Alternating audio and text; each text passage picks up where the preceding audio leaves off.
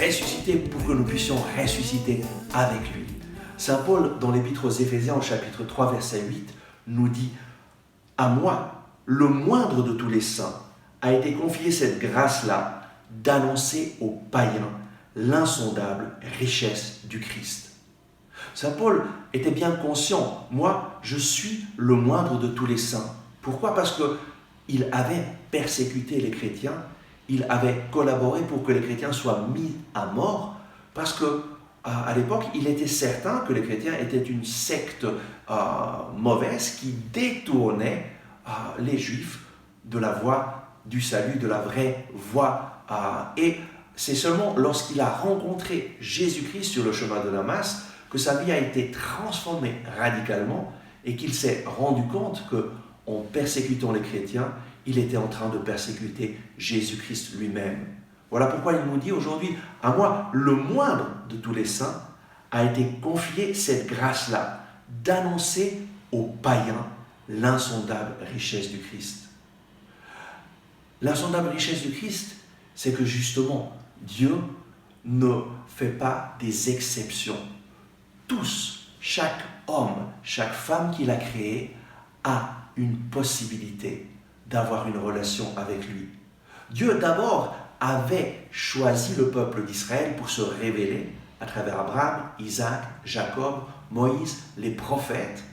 Et Dieu avait donné sa parole pour que le peuple d'Israël puisse avoir une relation avec lui.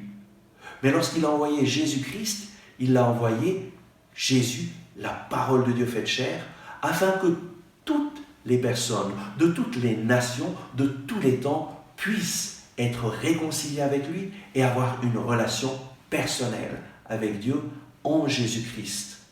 Voilà l'amour de Dieu pour toi, pour moi. Et cette grâce a été confiée d'annoncer aux païens, donc aux non-juifs, cette bonne nouvelle. Dieu l'a donnée d'une façon spéciale à Saint Paul, qui toute sa vie s'est donné corps et âme pour annoncer la bonne nouvelle et pour que le plus grand nombre de personnes puissent connaître Jésus-Christ. Et qu'est-ce qu'il annonçait ? Cette insondable richesse du Christ. Qu'en Christ, justement, chaque personne peut avoir une relation avec Dieu. Comment ?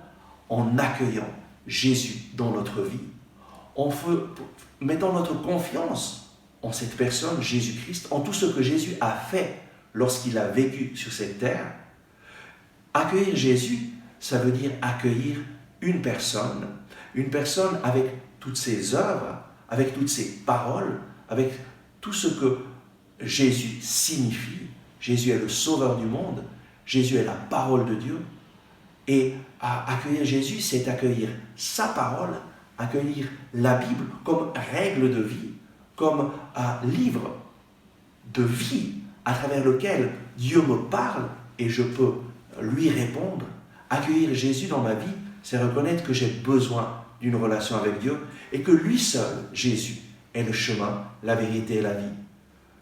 Reconnaître que j'ai besoin de lui, que j'ai besoin de son aide pour pouvoir avoir une relation avec Dieu, pour pouvoir comprendre la parole de Dieu et lui demander « Seigneur Jésus, parle-moi, ton serviteur écoute ». Et chaque jour tu peux le faire, chaque jour tu peux prendre la parole de Dieu en main et lui dire « Seigneur Jésus, parle-moi, ton serviteur écoute ».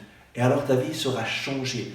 Tu feras l'expérience que Dieu te parle aujourd'hui, qu'il t'accompagne sur tes chemins et que chaque jour il te donne la parole juste pour que ta vie puisse être remplie de la présence vivante de Dieu. Accueille Jésus dans ta vie, accueille sa parole chaque jour et demande-lui « Seigneur, parle-moi, ton serviteur écoute ». Et tu feras l'expérience que Dieu parle aujourd'hui. Amen. Merci d'avoir regardé ce message, j'espère que vous l'avez apprécié. Nous mettons en ligne de nouvelles vidéos chaque jour afin de vous inspirer et de vous encourager. Donc, n'oubliez pas de vous abonner à notre chaîne, de cliquer sur le bouton j'aime et d'activer les notifications. Si vous avez aimé ce message, je vous invite à le partager avec vos amis. Ensemble avec ma communauté, nous prions pour vous et votre famille. À demain.